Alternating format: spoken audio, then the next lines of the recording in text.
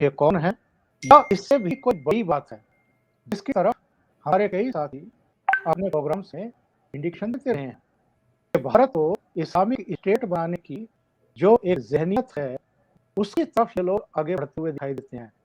कभी हैदराबाद में दिखाई देते हैं, कभी कर्नाटक के अलग-अलग जिलों में दिखाई देते हैं, कभी दूसरे राज्यों में दिखाई देते हैं। तो ये अपना एजेंडा चला रहे हैं या भारत को पूरी दुनिया में बदनाम करने की साजिश है। इस मुद्दे पर आप चर्चा करेंगे। जो खास मेहमान मेरे साथ जुड़ रहे हैं, उनको जोड़ लेते हैं और उसके बाद फिर चर्चा को आगे बढ़ाते हैं। आप देख रहे हैं मेरे साथ जुड़ गए हैं जाने-माने पत्रकार, आपके सुपरिचित चेहरे धीरेन्द्र पुनीर। धीरेन्द्र जी, बहुत स्वागत है। और जयपुर डायलॉग के चेयरमैन पूर्व आईएएस संजय दीक्षित। दीक्षित जी, नमस्कार। आप दोनों का बहुत स्वागत है। संजय जी, इसको जरा समझाइए हमारे दर्शकों को कि हो क्या रहा है, इसके पीछे मकसद क्या है, कहानी क्या है? वो मक्का बैठे हुए फिफ्थ कॉलम पर जाते मदीना एक्टिवेट कर दिए और अल्टीमेटली जो पाकिस्तान बनाने के वक्त जो सही की सारी बातें कही थी कि जो लार्जर पर्पस है और जो उद्देश्य है वो ये है कि पूरे बर्रे सगीर यानी कि कॉन्टिनेंट का इस्लामीकरण करना है और एक कदम है ये। और इसको बोलते हैं क्या क़ुव्वत इस्लाम नाज़िल करना, ये बिल्कुल एक फर्ज है। इसलिए वो असर्शन है, असर्शन ऑफ इस्लाम हेजमनी अपनी करना, ये सारा सा किताबों में लिखा हुआ है। कल जो आर्ग्यूमेंट हुए थे, अगर आप देखे होंगे, जो ब्रिटिश की तरफ से के काम साहब उपस्थित हुए थे, वो क्या आर्ग्यूमेंट कर रहे थे? वो कुरान की आयतें पक्के भारत के साथ इसमें लिखा हुआ है ये फर्ज है। अब देखिए कि ये जो फर्ज का कॉन्सेप्ट है इस्लाम में, इसमें भी अलग अलग तरीके के इंटरप्रिटेशंस हैं। कुछ लोग ये मानते हैं कि जो 5 बेसिक चीज़ें हैं जिसको बोलते हैं ईमान और नमाज और हज, ज़कात और क्या किया तो रोज़ा। तो ये जो बात है ये इसेंशियल प्रैक्टिस है। जिसको तो इसेंशियल एक्चुअली जब भी ये बात आती है ना, आर्टिकल 25 आर्टिकल 26 लॉ है, तो एक इसेंशियल प्रैक्टिस टेस्ट है जो एक 7 जजमेंट्स का जजमेंट का शेड्यूल व्हाट बोलते हैं उसको, हालांकि वो आर्टिकल 26 से रिलेटेड था, आर्टिकल 25 से इतना रिलेटेड नहीं था, तो उसको बीच में लाया जाता है। सब इसेंशियल प्रैक्टिस है। वो इसेंशियल प्रैक्टिस अगर मान लीजिए जो कल का गया कि सबके जो कुरान लिखा हुआ है वो इसेंशियल प्रैक्टिस, तो कुरान में तो जिहाद भी लिखा हुआ है, क़िताल भी लिखा हुआ है, कुरान तो माले गनीमत भी लिखा हुआ है, कुरान में तो ये भी लिखा हुआ है कि सब के सारे जितने भी काफिर हैं वो अनजस्ट हैं। क्यों? क्योंकि वो कुफ्र करते हैं, वो खुदा पर ईमान ही रखते हैं, इसलिए जो भी उनका कॉन्डक्ट है वो ऑपरेशन ऑफ इनजस्टिस में आता है, यानी कि वो जुल्मी, वो जालिम है, तो जालिम की सजा है वो दी हुई है। तो फिर तो इसका मतलब ये हुआ कि किसी भी, अगर आप कुरान के हिसाब से चलेंगे या आप कुरान की नज़ीरें देख के कोर्ट से अपने फैसले करेंगे कि आप जो कुछ भी कुरान में लिखा हुआ है वो एसेंशियल फैक्ट्स है, तो ये गैर मुसलमान फिर रह नहीं सकता। तो फिर यहाँ पर प्रश्न उठेगा कि यही सवाल जब पैदा हुआ था 1947 में और गैर मुसलमानों को उनका अपना एक अलग देश दे दिया गया, और हमारे कुछ गलतफहमियों की वजह से, कुछ हमारी जो लीडरशिप थी उसकी मूर्ताओं की वजह से, खासतौर से हमारे जो नेहरू चाचा थे उनके कारण, और उनके जो मित्र थे अब्दुल कलाम आज़ाद, उनको अपनी एक से कुछ बानी पटेल साहब को मुकाबला करने के लिए वक्त, और उन्होंने 3 करोड़ 50 लाख जो यहाँ पर मुसलमान थे उसमें से सिर्फ 10 लाख गए और बाकी यहाँ रह गए, बल्कि उनको इनकरेज किया गया कि आप यहाँ रह जाएं। बहुत सारे लोग जाने वाले उनको भी रोका गया, और उस वक्त भी कई लोगों ने ये कहा कि भैया गलत है। अम्बेडकर साहब का, डॉक्टर अम्बेडकर ने कहा कि फुल एक्सचेंज ऑफ पॉपुलेशन होना चाहिए। आपने अपनी ले ली अलग एक कंट्री ले ली और ये एक ले ली, साथ मुसलमान हिंदू के साथ नहीं सका। फिर सड़क में 7 लाख क्यों है? बाकी जो पॉलिटिकल करो थे वो क्यों रहे? क्या इसी रह गए कि उनको एक और पाकिस्तान बना है? ये सारे सवाल जो है वो बिल्कुल एक सहज प्रश्न है इस आगे से, और ये थे और इनके ऊपर विचार किया जाना आवश्यक है। जी जी, धीरेन्द्र जी, ये प्रियंका वाड्रा का मैं बयान पढ़ रहा था, मुझे बड़ी हैरानी है। वो लिखती हैं, whether it is a bikini, a घूंघट, a pair of jeans or a hijab, it is a woman's right to decide what she wants to wear. This right is guaranteed by the Indian Constitution. Stop harassing women. क्या प्रियंका गांधी वाड्रा को इससे समझ नहीं है कि कोई भी स्कूल कॉलेज होता है तो उसका एक ड्रेस कोड होता है, और वहां पर ये सब चीजें नहीं चलती हैं जो लेक्चर दे रही हैं अपने ट्वीट में। आप कक्षा से बाहर या कॉलेज परिसर से बाहर जैसा चाहे वैसा पहने, आप बिकनी पहन करके घूमना चाहे बिकनी पहन कर घूमिए, कोई आपको नहीं रोकेगा। लेकिन क्लासरूम में आप बिकनी पहन कैसे आ सकते हैं ये क्या सिखाने की कोशिश हो रही है? मलाला का एक ट्वीट देख रहा था, पाकिस्तान के विदेश मंत्री का ट्वीट दे रहा था, ओवैसी का बयान दे रहा था। कई बार लगता है कि ये लोग सियासत के लिए इसी हद तक जा सकते हैं, कुछ भी कह सकते हैं। ये चीजें आखिर कहाँ लेकर जाएंगी? और एक तवीन सिंह का ट्वीट पढ़ रहा था, हिजाब is not matter of choice, little girls are trained to become. और उन्होंने ये लिखा है कि ऐसा लगता है कि जो ना समझ लड़कियां हैं, इनको ट्रेंड किया जा रहा है कट्टरपंथी सोच के लिए और इस तरह की हरकतों के लिए। ये कितना बड़ा खतरा है। और जैसे मैं शुरू में कहा था कि द हिंदू की रिपोर्ट है कि ये पीएफआई की कोई कैंपस इनकी विंग है, ये उसकी सदस्य हैं।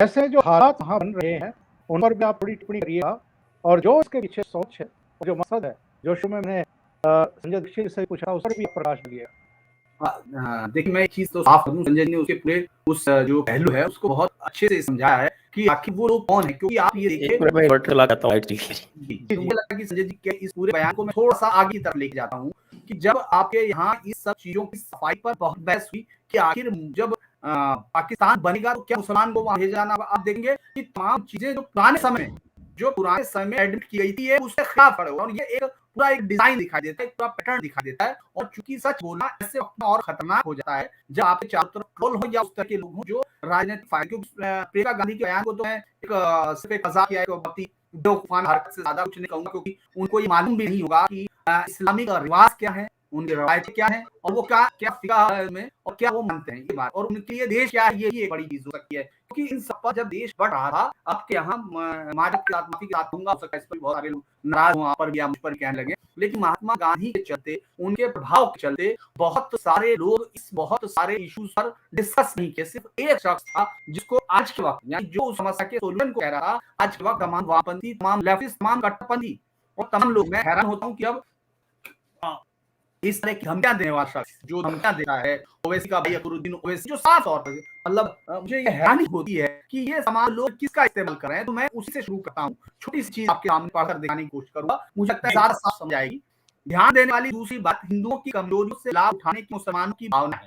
हिंदू द्वारा विरोध करने पर पहले तो मुसलमान अपनी बात पर अड़ते हैं, उसके बाद हिंदू जब मुसलमानों को कुछ दूसरी रियायतें देकर मूल्य चुकाने के लिए तैयार हो जाते हैं तो मुसलमान जिद छोड़ देते हैं। मैंने नहीं कहा किसी ऐसे आदमी का, ये भीम के नाम पर पूरे देश को बेवकूफ बनाने की है, ये उनके शानदार अल्फाज हैं। इसमें किताब में जो कल जो कोट कर रही हैं वो इस देश के साथ किया जाने वाला सबसे बड़ा मजाक है, क्योंकि इस देश में ये मान लिया गया कि कोट जो सिर्फ अंग्रेजी के अलावा किसी इस हिंदुस्तान की 22 स्वीकृत भाषाएं हैं उनमें या बाकी तमाम हमारी मतलब इतनी समृद्ध परंपरा और भाषा के देश के, जहाँ की अल अरुण जैसा आदमी आकर क्या, मैं उसे किसी उसको मंदर नहीं माना हूँ, लेकिन मैं इसलिए बोल रहा हूँ क्योंकि अरबी को लोग ये कहते हैं, अगर आप इन मुसलमानों से बात करो कट्टरपंथियों से, कि आप अरबी नहीं समझते, कितनी रिच लैंग्वेज है। अल अरुण ने अपनी किताब में साफ कहता है कि आप हिंदुओं के बारे में समझना चाहते हैं तो आपको बहुत मुश्किल पेश आती है, क्योंकि उनकी भाषा का शब्द भंडार इतना विशाल है, उसके व्याकरण पे है, मतलब वो इस भाषा के लिए। लेकिन इस देश के उनको तमाम जो आजाद कराने वाले थे, जिन्होंने 15 अगस्त की रात, 14 अगस्त की रात जो भाषण दिया है, जिसको दुनिया के किसी भी इंग्लिश भाषा के म्यूजियम में रखा जा सका है, लेकिन हिंदुस्तान की 99.99 आबादी जो ये नहीं जानती थी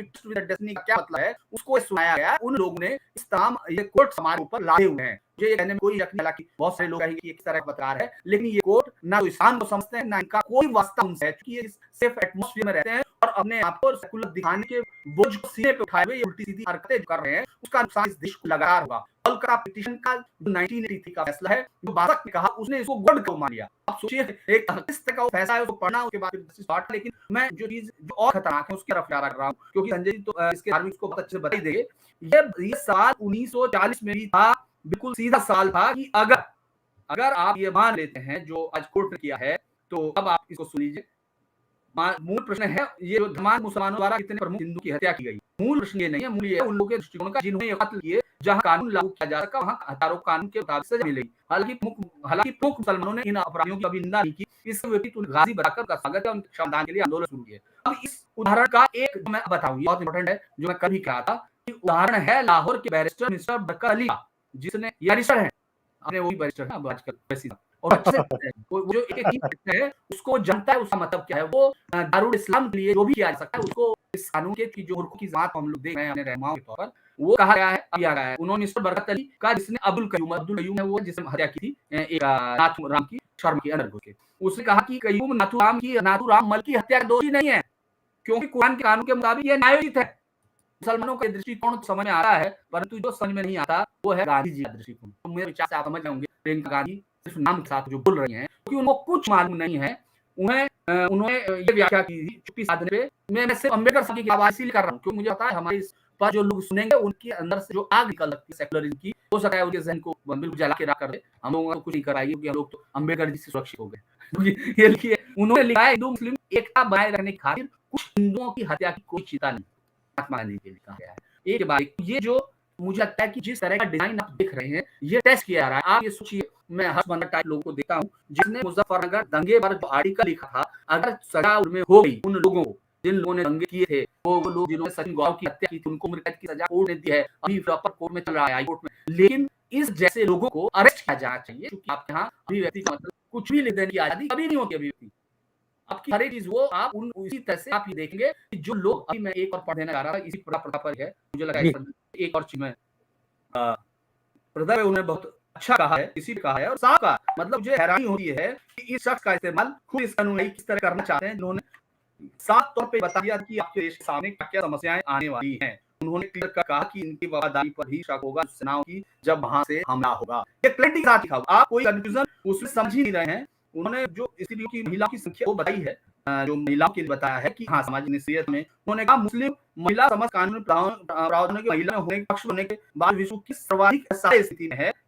मिस्र के मुसलमान नेता कोर्ट किया, उन्होंने इस्लाम ने महिला की हीनता की मोहर लगा दी और सामाजिक प्रथाओं को धर्म की स्वीकृति देकर स्व अभिव्यक्ति और व्यक्तित्व के विकास के सभी अवसरों से उसको वंचित कर दिया है। वस्तुतः मुसलमानों में हिंदुओं के तमाम सामाजिक भाइयों के अधिक मुस्लिम महिलाओं के लिए अनिवार्य पर्दा प्रथा भी है। पर्दा प्रथा के परिणाम स्वरूप मुस्लिमों की जैसी महिलाओं का लाभ इतना होता है कि महिलाओं से बुर्के में आने की अपेक्षा की जाती है। उनका चाहे महिलाओं का जवान वृद्धा हो, ये सब चीजें क्लैरिटी के साथ है। मुझे ये हैरानी होती है मलाला जैसी औरत को या उस जैसे जो एक एजेंडे के साथ जिसको दिया गया था, क्योंकि उस वक्त उनको जरूरत थी अमेरिकन को वहां उनको स्ट्रेस करने की, अपने आपके पंजे जमाने की और उनको कुछ गुड लुक वो लोग चाहिए थे उस वक्त। वरना आप लगातार देखेंगे वो लगातार उन्हीं रूढ़ियों का समर्थन करती है, लगातार वो इस तरह का उसको बहुत मजा मुझे लगा आता है। और वो ये बात कहने में कोई शक नहीं, वो सरकारी फंडिंग वहां की हो सकती है, ये बहुत एक्सट्रीम लगा है, लेकिन उसके सारे ट्यून आपको दिखाई देंगे। वो जिस तरह की बात कर रही है उसमें कम से कम कोई महिलाओं आ जाती। पूरे अफगानिस्तान की सड़कों पर जो लड़ाई वहां की महिलाएं लड़ रही है वो हिजाब उसके खिलाफ लड़ रही है। हिंदुस्तान में एंकर अगर वो मुस्लिम या रिपोर्टर्स आपको देंगी या वो लेफ्ट आइडियम है वो खुद स्क्रीन पर बैठती है, यानी अपने बल दिखा रही है पराई मर्दों को। ये बहुत खतरनाक शब्द है क्योंकि आप वही कह रही हैं, वो बच्चियों का मतलब ये है, तो ये दिखा रही है तो इनको इस्लाम से खारिज होना चाहिए। और अगर अदालत उसको कुरान शरीफ को एज ए उसके तौर पर स्वीकार, मैं हैरान हूं कि इस तरह के मतलब क्या आइडिया है उन लोगों का कि वो यहाँ शरीयत के आधार पर फैसला सुनना चाहते हैं। वो किसी से मान लीजिए ऐसा नहीं है, जज ने अभी कुछ कहा। इनफैक्ट जो चल रही है प्रोसीडिंग्स उसमें जो जज है कृष्णा दीक्षित वो ये कह रहे हैं कि क्योंकि दूसरी सिंगल बेंच जज बेंच के हमारे सामने लाए गए जजेस, तो इसको मैं लार्जर बेंच को रेफर करना चाहता हूँ। इसके ऊपर बहस ली उन्होंने कुछ नहीं कहा, जो कुछ आप पढ़ा है वो पेशर के एडवोकेट सीनियर एडवोकेट कामत ने कहा था। कामत कैसे जज जो है उसको नहीं जाता करने। मुझे लगा है कि जिस तरह से अगर कुरान शरीफ को लाकर इस तरह के फैसले अगर होंगे, जिस तरह से अगर मुझे लगा है कि उसको लेना क्या मतलब होगा कि बहुत सारी चीजें होंगी। फिर वो 24 पोजीशन क्योंकि ये रिकॉर्ड पर आती है कुरान शरीफ को अगर रिकॉर्ड पर लेते हैं, हालांकि वो है रिकॉर्ड पर, तो मुझे लगता है वो 1983 क्विटन के बाद हो गई थी हाईकोर्ट के कोलकाता हाईकोर्ट के फैसले के बाद। लेकिन मुझे लगता है कि ये एक खतरनाक प्रेसिडेंस है क्योंकि ये कोर्ट नहीं है, ये इस्लामिक लॉस नहीं पढ़े हैं, क्योंकि कुरान शरीफ अगर कोई बताता है तो उनको मालूम नहीं इसमें हिजाब का कोई जिक्र है कि नहीं है। और अगर इसको समझने के लिए फिर आपको मैं एक बड़ी बात कर रहा हूँ, अगर कोई इस तरह समझना चाहती है तो फिर आप देखेंगे कि वो हदीस जाएंगी, हदीस कौन सी होंगी, किसको तारे बनेंगे, फिर उनके फिक़ह होंगे और हदीस के बाद फिर उनको तफसीर चाहिए। और चूंकि तफसीर समझने के लिए उनको मुहद्दिसीन इस्लाम चाहिए और उसके लिए मौलवी चाहिए। और इस तरह से पूरा जो वो जज सही है हमारी बजाय इसके को हिंदुस्तान की कॉन्स्टिट्यूशन की रक्षा करे वो उसी पे हो जाएगी। और मुझे लगा उसका बेहतरीन तरीका ये हो सकता है कि कहीं से आसानी से फतवा ले लिया जाए। तो यही है क्योंकि एकदम अब्सर्ड आइडिया है। इसमें बात करने से भी आपको, क्योंकि आपको एक पैटर्न दिख रहा है, ये पहले एक जगह शुरू होगा, अचानक शुरू किया जाएगा, फिर दूसरी जगह शुरू होगा और उसके बाद चिश्ती आ जाएंगे, फिर कोई और आ जाएंगे, फिर बहुत सारी किस्तियां चलने लगेंगी और बहुत सारे पे एकदम नारे लगने लगे कि इस्लाम के लिए हो रहा है और फिर वो बाहर से प्रेशर आने लगेगा। आप देंगे तुरंत इंटरनेशनल मीडिया में आज आप जिस उस प्रधानमंत्री ट्रूडो को रोते हुए देख रहे हैं, जो जगमीत सिंह वो बोलते हुए क्या है कि बॉर्डर से पार नहीं पैसा चाहिए, वो यहाँ बैठ के करा। चूंकि हम लोगों ने ये जो सत्ता के अंधे लोग हैं, ये जातीय जो राजनीति है, वो बार बार उन बच्चों को जो लोग इनको नहीं समझते हैं और जिनको लगता है कि ये बहुत अलग बात है, उनकी गर्दनों पर तलवार का और दूरी पास कर दी है। इसको कहने में कोई हिचक नहीं है क्योंकि एक डिजाइन है, उमर बाकायदा बोलता है, सजिल बोलता है। बल्कि सबसे बड़ी हैरानी की बात मुझे ये होती है कि 2019 के एंटी-सीए रंग में एक मौलवी का वीडियो में सुनते हैं, आपने सुना संजय उस प्रोग्राम किया जिसमें वो ये कह रहा है कि जब वो आएंगे प्रेसिडेंट तब ये हल्ला और दंगा हिंसा करनी है ताकि इस देश में आने वाले इन्वेस्टमेंट को रोका जा सके। और आप ये कह रहे हैं, एक आदमी कह रहा है कि चिकन नहीं खानी है, एक आदमी कह रहा है किस तरह मारना है, एक आदमी सिया मॉडल पर इकट्ठे कराया और आप कह रहे हो कि अलग-अलग। वो एक लावण्य की हत्या होती है कन्वर्जन के लिए, तो आप देखते हैं कि उसका सवाल नहीं होगा, एक उस बच्चे की हत्या होती है जो गुजरात में होता है, उसका सवाल नहीं होगा। तो इन सबको दबाने के लिए उनके पास परमानेंट विक्टिम कार्ड है और इसके लिए बहुत क्लैरिटी के साथ मैंने वहीं शुरुआत की थी कि वो एक प्रेशर है, वो लगातार यही करते हैं। इसीलिए एक बार कोई हादसा होता है, 2 बार कोई संयोग होता है, 3 बार में वो डिजाइन होता है। ये 3 बार नहीं, ये 30,000 3 लाख बार आप देख चुके हैं। बहुत विस्तार से आपने ये जानकारी दी है धीरेन्द्र जी, बहुत क्लियरिटी लोगों के दिमाग में आई होगी। संजय जी, सवाल पूछता है, इस देश की अदालतें संविधान से चलेंगी, संविधान के अनुसार फैसले करेंगी, या जो धार्मिक पुस्तकें हैं उनमें क्या लिखा हुआ है इसके आधार पर फैसले देंगी? कुरान को अदालत में लाया जाना मुझे तो बड़ा अजीब लगा है, मुझे पता नहीं आपकी क्या टिप्पणी है इस पर, लेकिन कुरान को मंगाया जाना क्या जरूरी था? अगर जज साहब ये कह रहे हैं कि हम भावनाओं के हिसाब से फैसला नहीं करेंगे, हम संविधान के हिसाब से ही फैसला करेंगे, तो मेरे विचार से धार्मिक ये पुस्तकों को मैटर सर एक मिनट, वो मैटर एक्सीडेंट को भेज दिया है चार्जर रेंज। ओके, धार्मिक पुस्तकों को अदालत में ला करके उन पर जय करना या ये देखना कि उनमें क्या लिखा है क्या नहीं लिखा है, धार्मिक पुस्तकों के हिसाब से तो फैसले नहीं होने चाहिए ना इस देश में। कि आर्टिकल 25 जो है वो मुझे लगता है इसको देखना चाहिए कि आर्टिकल 25 के ऊपर बेस होके यदि कोई भी आर्ग्यूमेंट होगा तो उसमें जो धार्मिक पुस्तक हैं वो ली जाएंगी, उसको आप नहीं रोक सकते, उसको कोर्ट भी नहीं रोक सकता। और क्योंकि आर्टिकल 25 सीधे सीधे कह रहा है freedom of conscience and to practice propagation of religion. इस प्रोपगेशन में बड़ा विवाद हुआ कॉन्स्टिट्यूएंट असेंबली, लेकिन जो मैं बार-बार कहता हूँ, फिर से एक बार बोल रहा हूँ कि आर्टिकल 25 में जो लिखा है वो पढ़ना आवश्यक है। वो कहता है subject to public order, morality and health. सुनिए, 3 चीज़ें, public order, morality and health and to the other provision of this part. ठीक है, 4 आपके ऊपर बंधन लगा दिए गए कि इन 4 बंधनों के अंतर्गत all persons are equally entitled to freedom of conscience and rights freely to profess, practice and propagate religion।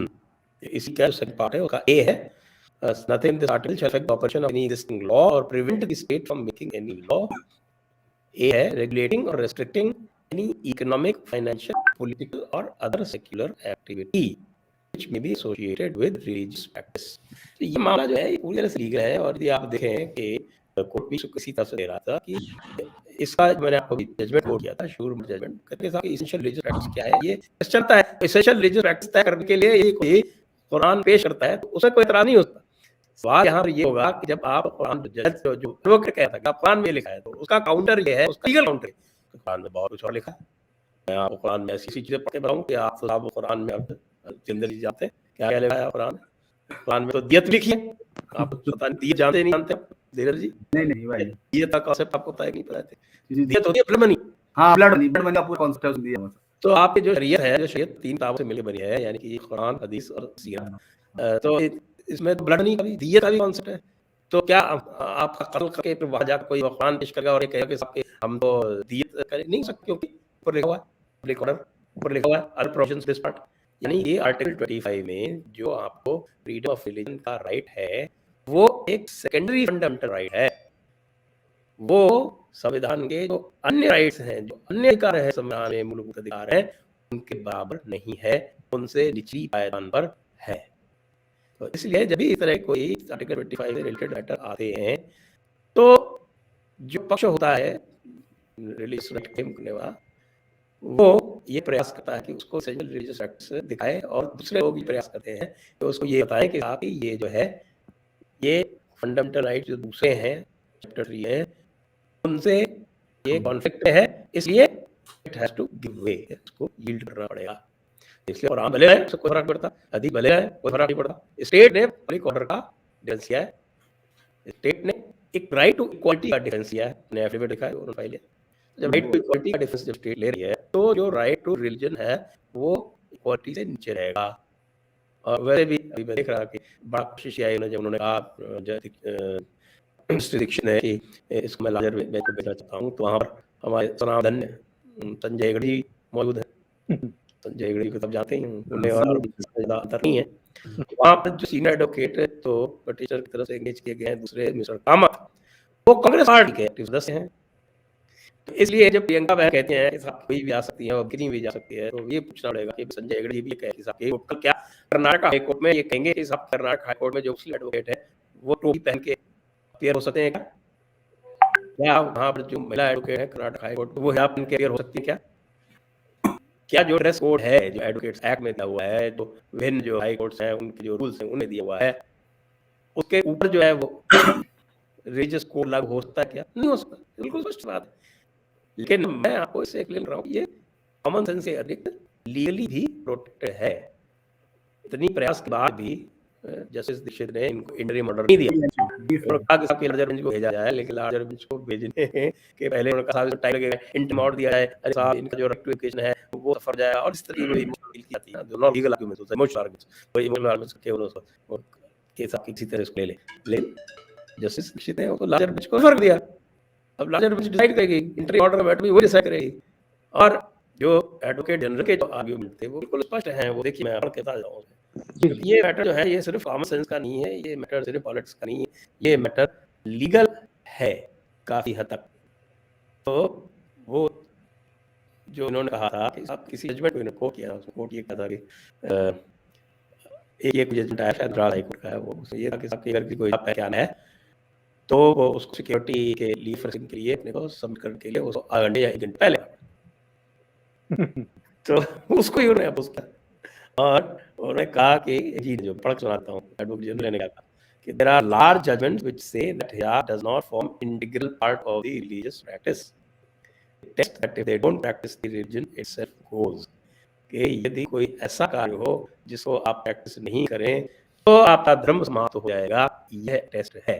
अब इसमें तो जो 5 आपके जो बेसिक जो फर्ज हैं, इनको फर्ज बोलते सभी मानते हैं कि वो आला दर्जे के फर्ज हैं, उनका क्या बोलते हैं उनको, 1 मिनट में आपको बताता हूँ। फर्ज ऐन जिस तरह करना हर एक पर जरूरी हो, तो ये जो फर्ज ऐन है वो यानी कि ईमान, रोजा, नमाज और हज, ज़कात। तो अब आप मुझे बताइए, मैं आपको कितने लोग बता दूं कि जो जुमे की जुमे नमाज पढ़ते हैं, बल्कि 90% जुमे की जुमे नमाज पढ़ते हैं, और उस 90% में बहुत से ऐसे होते हैं जो खाली ईद की नमाज पढ़ते हैं। तो जब नमाज नहीं पढ़ने से उनका धर्म नहीं समाप्त, जहाँ पे धर्म होता है ये पूरा का पूरा जो इशू है, ये आपका टेस्ट ले हैं, और वो टेस्ट वही है कि आप हमें क़ुव्वतुल इस्लाम नाफिज करना है, इस्लाम की ताकत दिखानी है, क्यों दिखानी है वो भी कुरान में लिखा हुआ है, तो अगर वो लिखा जाए तो उनको भी करना पड़ेगा कि आपके कुरान की जो आखिरी सूरत है, कुरान भी है कि साहब ये मनसूख का एक सिद्धांत है, यानी जो आज की जो सूरत है, जो बात कहते हैं, जो पुराने आयतों के ऊपर काल है, एब्रोगेशन इसको बोलते हैं कि वो पुरानी जो है उनको मनसूख कर देती है। ये तो आखिरी जो सूरत है, सूरत तौबा, नवी सूरत जो है, अरबी में सूरा बोलते हैं, उर्दू में सूरत बोलते हैं। तो जो सूरत तौबा है, सूरत अत-तौबा को आप पढ़ लें, वो आखिरी सूरत है, उसका मतलब ये कि उसके पहले की अगर कोई कॉन्ट्रडिक्शन है वो कोई भी ऊपर लागू नहीं हुई। मैं तो भाई जितने भी देख रहे हैं उनके तो आप गूगल कर लीजिए, तो बहुत आसान है। तो सूरत तौबा के पढ़ लीजिए और उसके बाद सूरत तौबा पेश की जाए कोर्ट के सामने और कहा जाए कि साहब ये कुरान में लिखा हुआ है, हम इसे सर्च करेंगे, तो फिर सब कुछ है उसमें। उसमें तो किताब भी फर्ज है, उसमें जिहाद भी फर्ज है, उसमें तो नफरत भी फर्ज है, उसमें तो काफिरों के साथ सख्ती भी फर्ज है, उसमें तो सारी ऐसी चीजें लिखी हुई हैं जो किसी भी सभ्य समाज में लागू नहीं की जा सकती। तो मैं तो उन वकील साहब से पूछना चाहूंगा कि ये सारी चीजें लाइए, फिर इसको सामने रखें और तय करें क्या क्या कुरान में जो कुछ लिखा हुआ है वो अगर फर्ज है, तब तो डेमोक्रेसी भी वाजिब नहीं है, डेमोक्रेसी भी हराम है। क्यों हराम है? इसका सिद्धांत है डेमोक्रेसी क्यों हराम है। डेमोक्रेसी इसलिए हराम है कि मोमिन और काफिर बराबर नहीं हो सकते, उसको वोट का अधिकार बराबर नहीं हो सकता। फिर उसके बाद मोमिन को गुलाम रखने की, नॉन रखने की इजाजत है, वो उससे बराबर नहीं हो सकती। वो इनइक्वालिटी का सिद्धांत है, वो तो इस्लाम में बिल्ट इन है। और एक और बड़ी चीज छोटा सा इंटर करूं आपके साथ कि फिर उसका अगर मानेंगे तो ये जज साहब क्योंकि हिंदू हैं, ये इनके सामने नहीं रखा जा सकता। मुशरिकीन है, कैसे फैसला पाएंगे? वो ले क्यों आ गए मुशरिकीन के सामने? क्योंकि काफिर से नीचे डाले के हैं, ये तो काफिर भी नहीं है।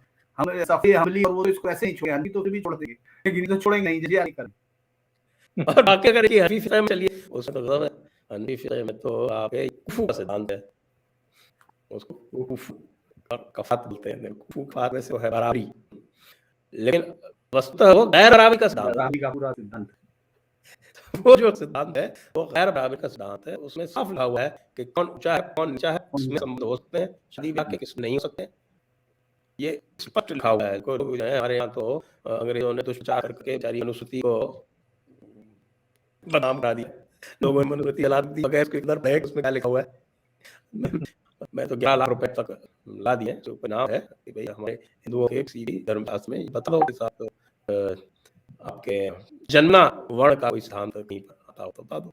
वो बेचारी अनुसूची में खुद लिखा हुआ है कि उधर ब्राह्मण बन सकता है, ब्राह्मण शूद्र बन सकता है, डिपेंडिंग ऑन देयर कर्म उनके जो एक्शन है उसके ऊपर। लेकिन जहाँ कुफर का सिद्धांत स्पष्ट लिखा हुआ है और न केवल लिखा हुआ है, वो खलीद का जो दूसरा सिद्धांत है जिसमें अकल का इस्तेमाल करना आम आदमी को, आम मुसलमान को मना है, उसके सहारे हर जगह लागू होता है। यही तो बेचारे ये मुसलमान वाले ला रहे ना, उनको सोच लिया सबसे ज्यादा जो है वो जात पात घर बराबरी भेदभाव ये तो मुसलमान है नहीं। अच्छा फिर जिहाद और क़िताल फर्ज है लिखा हुआ है साहब। फतावा अलमगीरी का ट्रांसलेशन ने क्या, हम कल उसके ऊपर ट्यूटोरियल भी शुरू कर दिया, लोग सीखना चाहते हैं सीख ले, सब लिखा हुआ है उसमें। लिखा हुआ है हिदाया में लिखा हुआ है कि जिहाद की परिभाषा लिखी है, जिहाद दीन हक की ओर बुलाने और उससे इनकार करने वाले से जंग करने को कहते हैं। जी जी। तो ये सब लागू होगा क्या कि आर्टिकल 25 में जो 4 आमदनी है वो लागू होंगे?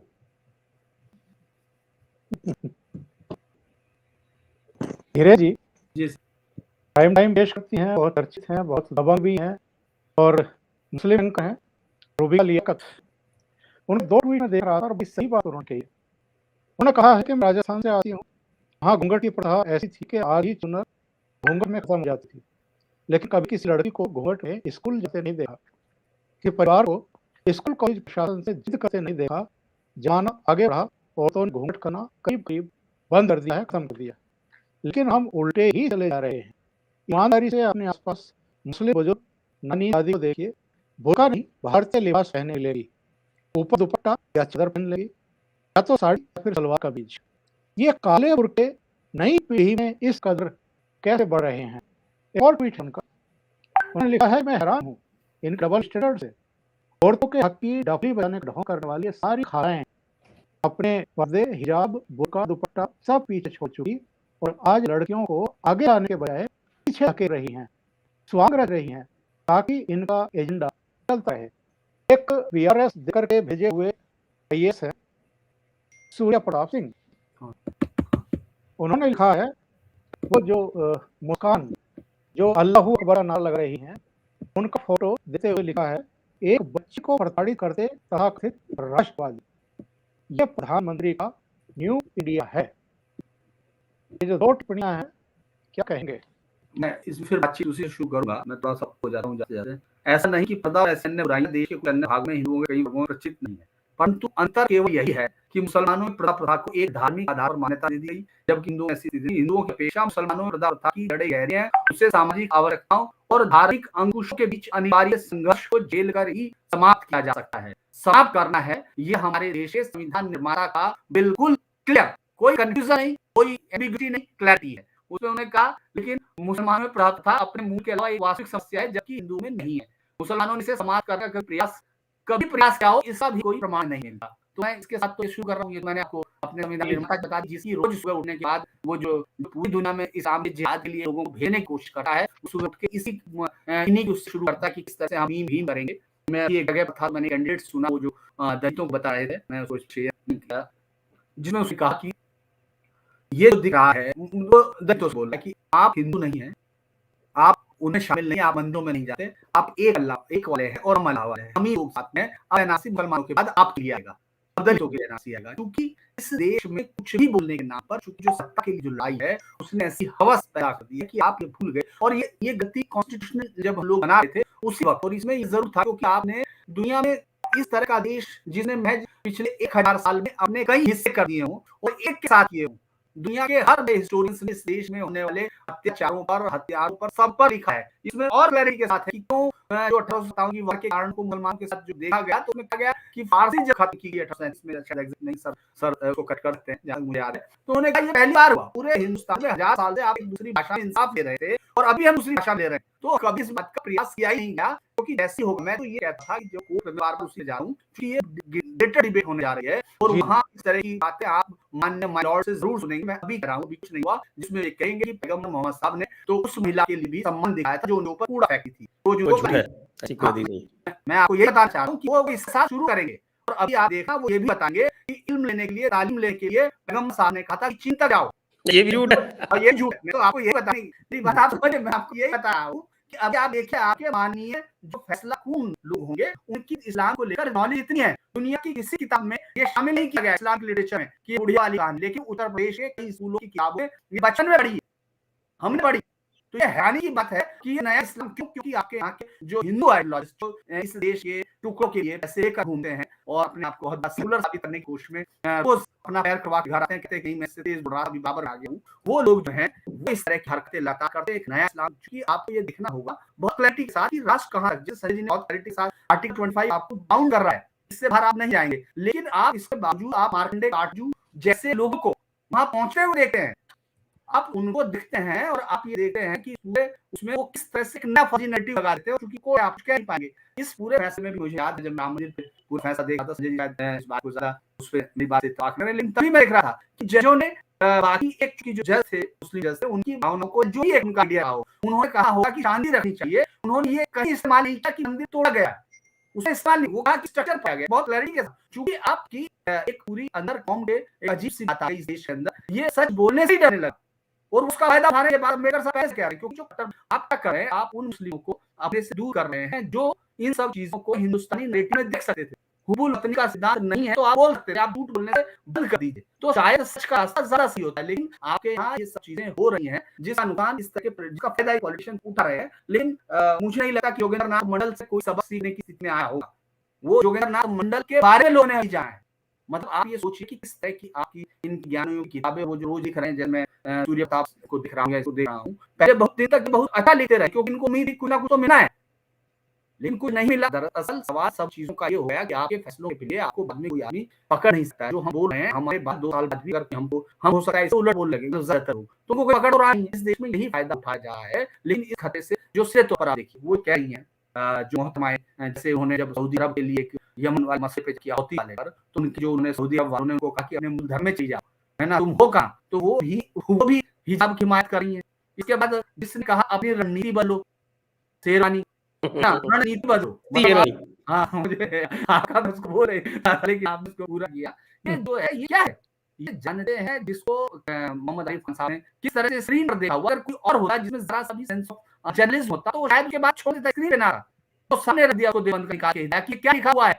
क्योंकि ये लोग एक झूठ में झूठ बोलना भी इनकी दरअसल हम लोग ज्यादा नुकसान कर रहे हैं जब हम सच नहीं बोलते हैं। मैं वामपंथी के आर्टिकल्स देख रहा था, कल ही मैंने एक आर्टिकल देखा कि वो ये कह रही है अभी आ रही, आप सोचिए किस तरह से दुधारी तलवार के साथ किया जाए, विक्टिम कर देंगे। वो कह रहे हैं ये तो ये शिक्षा के लिए आप इनको वंचित करें, दूसरा अगर इनको ये जबरदस्ती पहनना पड़ रहा है तो ये और इनको सुरक्षा दीजिए। इनके परिवार वाले हैं, इनका रोज भाई मदरसे में पढ़िए जाके, दूसरे स्कूल एडमिशन ले लीजिए उसको, क्योंकि आपको कुव्वत दिखानी है। बहुत क्लैरिटी के साथ संजय जी ने समझा, कुव्वत दिखानी है, कुव्वत इस्लाम को आपको हर जगह दिखाना है, लिखा हुआ है, कोई कंफ्यूजन नहीं है। क्योंकि आपने कभी सच बोला नहीं कि इतने बड़े झटके 1947 में संजय जी की साथ बस इतना जोड़ दें कि ये मेरठ, मुजफ्फरनगर, सहारनपुर, अलीगढ़ और बिहार, ये तमाम वो इलाके हैं जहां मुस्लिम लीग के उम्मीदवार को इतना जबरदस्त बहुमत मिला था, पाकिस्तान के लिए मान गया, वोट उस तरह से किया गया था कि वो पाकिस्तान का नाम आपको देना है वहां, उसके बावजूद आपने वहां से जाने वालों की संख्या नहीं देखी, तो फिर कहा लेगी।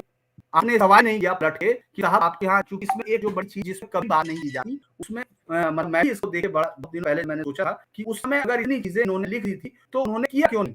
उन्होंने कहा था जब सांप्रदायिक शांति स्थापित करने का टिकाऊ तरीका अल्पसंख्यकों की अदला बदली ही है, उन्होंने साफ कहा, उन्होंने क्लैरिटी कहा। जनता की अदला बदली के विचार का उपास करने वाले लोग कहीं नहीं समझते अल्पसंख्यकों की समस्या के कारण उत्पन्न जटिलताओं को समझने में पूरी तरह असमर्थ रहे और उनकी रक्षा के किए जाने वाले प्रयासों के असफल यूरोप बने राज्यों, यूरोप के पुराने राज्यों भी जहां अल्पसंख्यकों की समस्या के समय संविधान में मानकर प्रावधान किए गए, कैसे संरक्षण उनकी रक्षा के लिए पर्याप्त होंगे, वो नहीं हो पाए। तुर्की, यूनान और बुल्गारिया में यही हुआ। उन्होंने बेहतर अध्ययन किया, उन्होंने देखा कि अल्पसंख्यकों की समस्या का भाव जनसंख्या की अदला बदली है। लेकिन यहाँ कहीं बाकायदा कहा कि वो हमको मिल गया, हंस के लिए आप पाकिस्तान, लड़ के लेंगे हिंदुस्तान, इस तरह के नारे आप सुन सकते हैं। ये कोई मजाक नहीं है, मतलब चूंकि, लेकिन आपको इतना क्रश कर दिया गया था कि भीड़ आया हर एक आदमी को ढूंढते कि आप देखिए आज भी आपको ऐसे नेता, आप सोचिए कि क्या कहीं देश में राजनीति नहीं होती तो अजीज बनी की किताब जो 26/11 जिसमें दिग्विजय सिंह ने, उस आदमी को अरेस्ट कर लिया जाना चाहिए। लेकिन इस देश की ये दिक्कत है रही कि इसको मालूम नहीं कि देश, और जो जब लोगों ने बताना शुरू किया उससे पहले जो सरकारी इंस्टीट्यूशन पे कब्जे हैं, मैं कब्जे की उसी को देख रहा तो मसला था कि इसको तो ये बढ़ाया जाना चाहिए कि जिहाद कैसे किया जाए, उसका तरफ पड़े, पॉलिटिकल साइंस कैसे बढ़ा सकती है, क्योंकि आपने उनको वो खुद ना वो प्रैक्टिस करती है ना उस तरह की चीजों में वो हर एक हिंदुस्तानी जो संविधान ने दी गई ताकत है उसका इस्तेमाल हिंदुस्तान को खत्म करने के लिए हो रहा है। देश की कोई भी आइडियोलॉजी, कोई भी विचारधारा, कोई भी पेशा, कोई भी सच राष्ट्र से बड़ा नहीं हो सकता। इसपे सबसे पहले क्लैरिटी कॉन्स्टिट्यूशन में हो। आप इतने लंबे समय बाद तो ये समझ पाए कि कॉन्स्टिट्यूशन में भगवान राम के उनके चित्र है। मतलब ये आप सोच के देखिए किस तरह से आपको सच से इतना दूर रख दिया गया कि आप समझ आपका परसों जिसको आपने बहुत अच्छे से लिखा होया निचोड़ा और सिखोया। क्या मुझे बताइए, क्या आपने कभी ये इनका आपने पंडित जवाहरलाल नेहरू के सुना था क्या, जो उन्होंने उनको कहा था ग्वाल? चूंकि हम लोगों ने उसको दिखा नहीं, तो इसलिए हम लोग की आंखों पे पट्टी बंधी गई और हम लोग अपने ज्ञान में बहुत ज्यादा हो गए। सबसे पहले हमने काम किया कि जो हिंदुस्तान की जड़ों को सशक्त कर सकती थी भाषाएं, उसमें विरोध किया। मैं तो आज भी मानता हूँ कि उस लड़ाई में जो किया गया वो हिंदुस्तान के खिलाफ काम किया गया। जब हिंदी और तमिल को लेकर बात हुई, मेरा आज भी मानना यह है कि तमिल, तेलुगु, मलयालम, कन्नड़ किसी भी कर दीजिए, लेकिन सुप्रीम कोर्ट की भाषा एक कर दीजिए जो देश के साथ हो, ताकि वो समझ सके कि भस्मासुर का मतलब क्या है, यमन किसको कहते हैं और मलयालम किसको कहते हैं, वो सारी चीजें उनको समझ में आ सके, वो जान सके। बहुत विस्तार से आपने जानकारी दी है अजय जी, बहुत बधाई आपको। संजय जी, अंतिम पड़ाव पर आ गए हैं प्रोग्राम के। एक तो सवाल आया है, तो उसको सवाल को लेते हुए मैं एक दो कोट पढ़ूंगा, उसके बाद आपसे प्रश्न पूछूंगा। तो लिखते हैं शिवा प्रेसिडेंट, ओंकार जी, क्या ये हिसाब कंट्रोवर्सी सिर्फ बदनाम करने की साजिश पर ही मतलब सीमित है, या फिर ये तीसरा आंदोलन बनेगा शाहीन बाग और दलाल आंदोलन के बाद? अब दो मिनट करता हूँ साहब। एक कपिल मिश्रा का है, उन्होंने लिखा है कि आज स्कूल हिजाब में आने दो, कल स्कूल में नमाज की जगह दो, फिर हलाल वाली कैंटीन दो, फिर संडे नहीं जुम्मे की छुट्टी दो, फिर रमजान में स्कूल बंद करो, फिर काफिलों के बच्चों का स्कूल आना बंद करो। एक विकास भदौरिया है, ये भी अच्छे पत्रकार हैं, उन्होंने लिखा है कि अफगानिस्तान में यही हुआ था। अभी हिजाब पहनकर कोई जाने के लिए बहका रहे हैं, कल कहेंगे बुर्का पहनकर घर में रहो, परसों कहेंगे पढ़ने गए तो हिजाब डाल देंगे, फिर कहेंगे दूसरे मर्द से बात की तो पत्थरों से पीट कर मार डाले। हिंदुस्तान की आज़ादी का लुत्फ उठाइए। उन्होंने यहाँ आकर के अपनी बात खत्म की है। ये जो 5 राज्यों में चुनाव हो रहे हैं, क्या ये अचानक इस मामले को तूल देने के पीछे ये चुनाव में शामिल हो रहे कुछ भी हो सकते हैं क्या? मैं ये इसलिए कह रहा हूँ, एक ऑडियो का एक छोटा सा अंश मैं आपको सुनाता हूँ। असदुद्दीन ओवैसी की किस तरह की प्रतिक्रिया थी और उन्होंने किस तरह इसे और ज्यादा सुलझाने की कोशिश की है।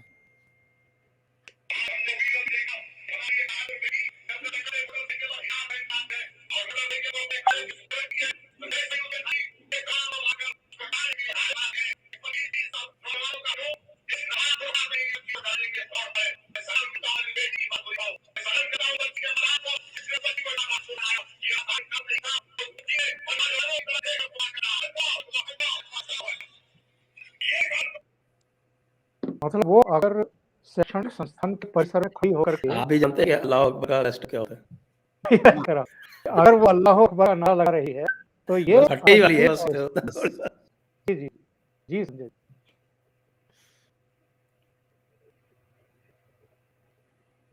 तो ये जो अल्लाह अकबर का नारा इनको बड़ा पसंद आ रहा है असदुद्दीन ओवैसी को, क्या बना देना चाहते हैं शिक्षण संस्थानों को और सब कुछ? मतलब देखिए इसके पीछे कोई बहुत सिंपल है, हम लोग इसे कॉम्प्लिकेटेड बनाते हैं। इस्लाम का जो तौर तरीका है वो बहुत सिंपल सा है। हम क्या गलती करते हैं, हम उसको जो है इस्लाम को आम मुसलमानों में पढ़ने कर आ सकते हैं। ये समस्या आम मुसलमानों की है ही नहीं, समस्या इस्लाम की है। यहाँ उल्टा होता है, यहाँ कहते हैं साहब कुछ जो मुसलमान हैं वो मिसगाइडेड हो गए हैं, सब वो पथभ्रष्ट हो गए ना। ये पूरा पूरा तंत्र है वो तलीबी जंजीर में बंधा हुआ है, इसमें कोई पथभ्रष्ट नहीं होता। जो प्रॉब्लम है वहाँ है, उसकी कोई बात करता नहीं। अब इस क्या साजिश है, इस्लाम में जो चीज़ें हैं वो साफ लिखी हुई हैं, इंटेंशन 1947 से डिक्लेयर किया हुआ है और उसकी तरफ जो है वो कदम लगातार उठाए जाते रहे। ये अलग बात है कि इस देश में प्रतिक्रिया की पुरानी परंपरा रही है तो उस चीज़ को उलट देता है कि जब मिली शख्स आया और शाबानो हुआ तो इस देश ने उसको दूसरी तरह से प्रतिक्रिया दी, शाहीन बाग हुआ उसकी दूसरी तरह से प्रतिक्रिया दी। यहाँ कहीं भी जो गांधीवादी अहिंसा जिसकी कि खासतौर से आप देखेंगे गांधीवादी अहिंसा की वकालत से कौन करते हैं, ये पंचप्रकार इसमें इस्लामी शामिल है। और ये देश आज तक बचा हुआ है वो इसलिए कि इसने कभी भी गांधीवादी अहिंसा में विश्वास नहीं किया। ये नियोजित साजिश यदि है तो ये साजिश आज नहीं है। ये साजिश तो आप पीछे जाएंगे तो आपको जब वो पहले वो पुराने आपको लिख देंगे, तो जब आप मुजद्दिद अल्फानी आपके अहमद सरहिंदी शेख अहमद सरहिंदी आप उन्हें पढ़िए तो हमें नजरिया तो उन्होंने साफ साफ लिखा हुआ है और साफ साफ लिखा हुआ है कि तुमको अपनी अलग पहचान बना के रखनी है, तुमको बिल्कुल काफिरों के साथ किसी तरह की नरमी नहीं पेश आनी है, तुमको उनसे बिल्कुल अलग अलग रहना है, उनके साथ सख्त रहना है। वही चीज बार बार घूम फिर के आ जाती है। अगर कोई साजिश है तो उस साजिश को किताबों में ढूंढने का प्रयास करें, बजाय इसके कि उसको असदुद्दीन ओवैसी इत्यादि लोगों में ढूंढे। मैं तो सिर्फ इतना कह रहा हूँ। बहुत बहुत धन्यवाद आप दोनों का। और निश्चित रूप से कई पहलुओं पर और बहुत डीपली आप लोगों ने कमेंट्स किए हैं और जानकारी दी है हमारे दर्शकों को कि एक्चुअल में हो क्या रहा है, चल क्या रहा है, इसके पीछे क्या है। Thank you so much Viren ji और संजय जी, बहुत बहुत धन्यवाद। धन्यवाद, नमस्ते।